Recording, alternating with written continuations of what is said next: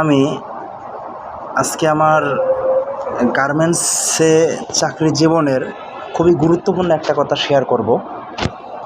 সেটা হচ্ছে, আমি দেখছি, ধরেন আপনি এক অফিসে 2 বছর, 3 বছর, 4 বছর, 5 বছর যাই মানে আপনার চাকরির বয়স হোক না কেন ওই অফিসে, তা বাই চান্স আপনি এই 2-4 বছর যত বছর ছিলেন আর কি, মানে কন্টিনিউ কাজ করে গেছেন, গাধার মতো পরিশ্রম করে গেছেন, ভালো কাজ করে গেছেন, বাট বাই চান্স 2-1 দিন আপনার শরীরের সমস্যার কারণেই হোক কিংবা অলসতার কারণেই হোক, আপনি একটু কাজ হালকা করেছেন কিংবা কাজ লুজ করেছেন আর কি, কম করেছেন।